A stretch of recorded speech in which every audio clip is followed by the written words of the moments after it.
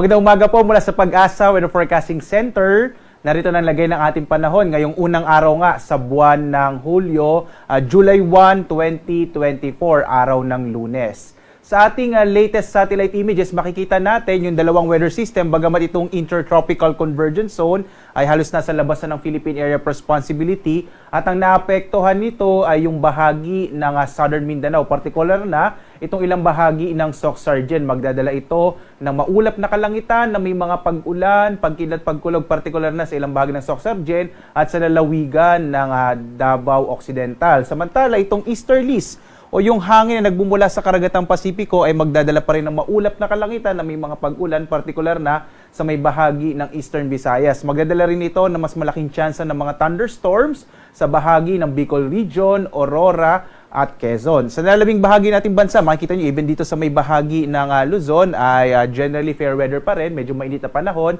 pero posible pa rin yung mga thunderstorms sa hapon hanggang sa gabi.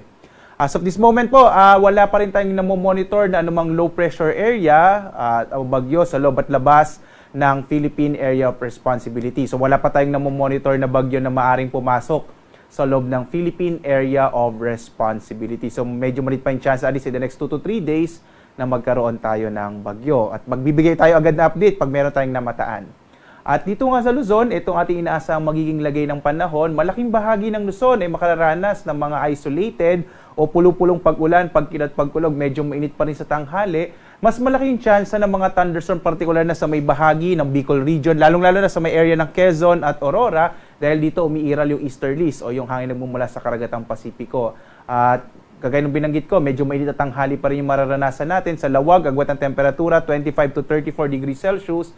Sa Tagagaraw, abot pa hanggang 35 degrees Celsius. Sa Baguio naman, 18 to 24 degrees Celsius. Sa Kamaynilaan, 25 to 33 degrees Celsius. Asahan din natin dito sa Metro Manila yung mga thunderstorms sa hapon. Sa Tagaytay, 24 to 31 degrees Celsius. Habang sa Legazpi, 26 to 32 degrees Celsius. Dito naman sa bahagi ng Palawan, Visayas at Mindanao, mga isolated rain showers and thunderstorms na mararanasan sa Palawan. Agwat ang temperatura sa Calayan Islands, 25 to 33 degrees Celsius. Sa Puerto Princesa naman, 26 to 32 degrees Celsius. Malaking tsansa naman ang maulap na kalangitan na may mga pag-ulan sa bahagi ng Eastern Visayas at sa nalabing bahagi naman ng Kabisayaan sa Western at Central Visayas. Inaasahan natin yung mga isolated rain showers and thunderstorms. Agwat ang temperatura natin sa Tacloban, 26 to 31 degrees Celsius. Sa Cebu naman, nasa 27 to 32 degrees Celsius at sa Iloilo, 25 to 32 degrees Celsius. At dulot nga ng Intertropical Convergence Zone o RTCZ, malaki naman yung tsansa ng maulap na kalangitan na may mga pag-ulan sa bahagi ng Soc-Sargen. Ito yung area ng Sultan Kudarat, Sarangani, kasama din itong area ng Davao Occidental. So posible pa rin yung mga pag-ulan sa bahagi, sa katimugang bahagi ng Mindanao. Samantala, at kasama din dyan yung South Cotabato Province. Sa nalabing bahagi naman ng Mindanao, mga isolated rain showers and thunderstorms din ang mararanasan. Agwat ng temperatura natin sa Cagayan de Oro, 26 to 32 degrees Celsius. Sa Davao, 26 to 32 degrees Celsius. At sa Zamboanga, 26 to 32 degrees Celsius din ang agwat ng temperatura.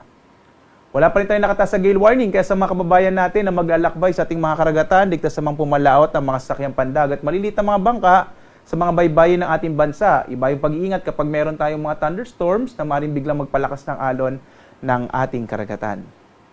At dahil unang araw nga sa buwan ng Hulyo, narito yung ating inaasahan na posibleng maging track ng mga bagyo kapag buwan ng Hulyo. Base dito sa ating climatological tracks, karamihan ng mga bagyo ay dumadaan sa may area ng Bicol hanggang sa may area ng Northern Luzon. Maari din itong mag-recurve. So kadalasan po, kapag meron tayong mga bagyo, ito yung kadalasang nagiging track niya. Mainly sa Luzon, sa may area ng Bicol o nag-recurve patungo sa may bahagi ng Japan. At bagamat minsan hindi nagla-landfall yung mga bagyo natin, kapag yung mga bagyo po ay nandito sa may northern part ng ating bansa, ito naman yung pagkakataon na nagkakaroon tayo ng hangin enhanced or pagpapalakas sa hanging habagat. So minsan kahit hindi tumatama yung bagyo sa lupa, malakas pa rin yung mga pag-ulan dito sa may western section ng Luzon at Visayas. Ito ay dulot nga ng pagpapalakas ng hanging habagat. So patuloy tayong magbibigay ng updates kapag may namataan tayong bagyo.